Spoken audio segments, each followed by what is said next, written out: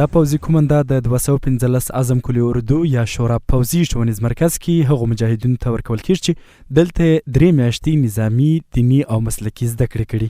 د دې کلي اردو د ښوونیز او روزنیز مرکز قومندان مولوي احسان الله عبیده وایي دوی تازه فارغ شوو مجاهدینو ته د 3 میاشتو په موده کې بېلابېلې نظامي، مسلکي او دیني زده کړې ورکړي. چې زموږ سره 3 میاشتې وخت تېر کړی دی، په دغه کې مجاهدینو مختلف نوعه درسونه وویل چې د هغه درسو د جملې څخه ځینې نظامي درسونه وو لکه ثقیله اسلحه، خفیفه اسلحه، دافع هوا اسلحه، انجینري، تکتیک او مخابرات، او ځینې فزیکي تمرینات وو لکه سپورت، پوزیشن او جنګ نظام، او ځینې دیني درسونه وو. پر همدې مهال د دې پوځي فراغت مراسمو کې ګډون کوونکو دیني عالمانو شیخ مولوي عبدالبارس حنفي او شیخ احمد الله ابو خالد ویل د یوه اسلامي پوځ روزنه په اسلام کې ځانګړی اهمیت او ځای لري، خو بیا هېرېدل یې ګناه ده. و یو شپه مې سردار دو جهان فخر الموجودات حضرت محمد رسول الله صلی الله علیه و آله وسلم په خوب کې ده.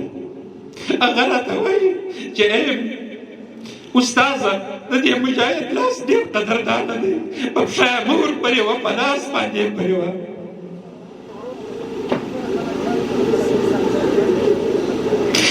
ته خدای دونه قدر ملکې، تا ته خدای دونه عزت درکوي.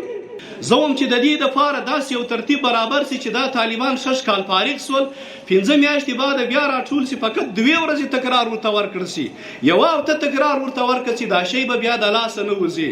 او که نه یې خپل په کنډکانو کې فارغ طالبان بیخي ډېره دي.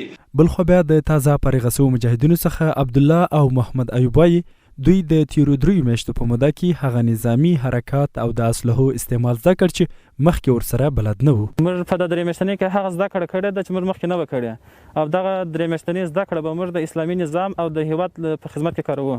زه چمتو یم چې د خپل سر په بدله کې د اسلامي نظام او خپل هیواد څخه دفاع وکړم. ویلی سو چې دا په 215 اعظم کلي اردو کې شپږم ځل دی چې سلګونه تنه ځوان مجاهدین له پوځي، مسلکي او دیني زده کړو فارغېږي.